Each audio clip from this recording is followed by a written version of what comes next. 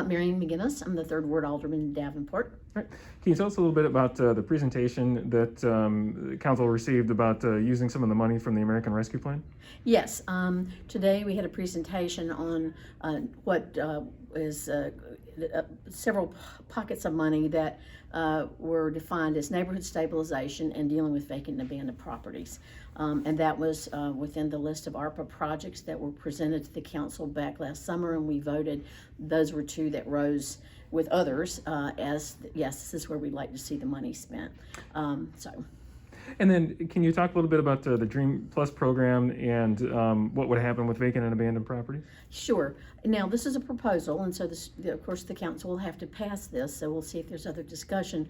But what the Dream Plus program that staff talked about today, which Dream is a program where homeowners receive up to $20,000 typically for exterior. It's an expanded Dream Plus, and it would be in a certain area, a corridor, the Gain Street corridor, going from about 5th Street up to Locust and several blocks on each side, would be what they're proposing is $50,000 a home for exterior and possibly $10,000 for interior work. There are certainly all kinds of qualifications for that, but that's the general outline of the Dream Plus.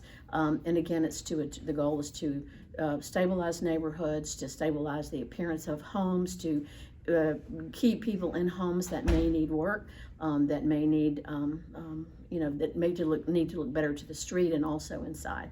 The vacant and abandoned properties is looking, and this is dealing with vacant and abandoned properties has been a goal and a discussion for many years for the city. The city, just as a little historical, between 1980 and 2000, the city and others, there were 3,700 housing units demolished south of Locust, and in looking at the vacancy rate, it only grew in that part of town after that. So the demolition question, becomes one of, is this how you deal with this?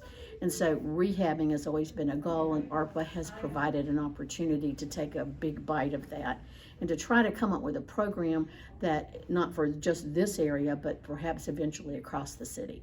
And so that is less defined in terms of the dollar amount, but what was proposed today was sort of a stepped program where the city would use all of its tools, which include legal tools as well as persuasion, as well as perhaps some purchase, to go after vacant and abandoned properties in this target area, and then put out an RFQ for rehabilitation. The amounts tied to the rehabilitation is not defined there, because each property would be different in terms of what the needs might be. And so it is a way to really aggressively go after these properties that have been a challenge for the neighborhoods, not just here, but in other parts of the city, and to really come up with a program that's going to allow the city to continue to stabilize this neighborhood and continue to try to do this across. It's not an easy issue dealing with vacant and abandoned properties. It does take money to do it.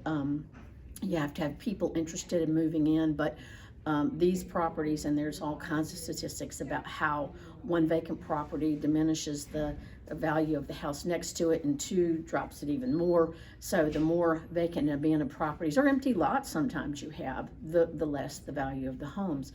And so by creating a streetscape where the homes are attractive, where vacant property is no longer vacant, it really can start to turn a neighborhood around, and that's what we're trying to do here.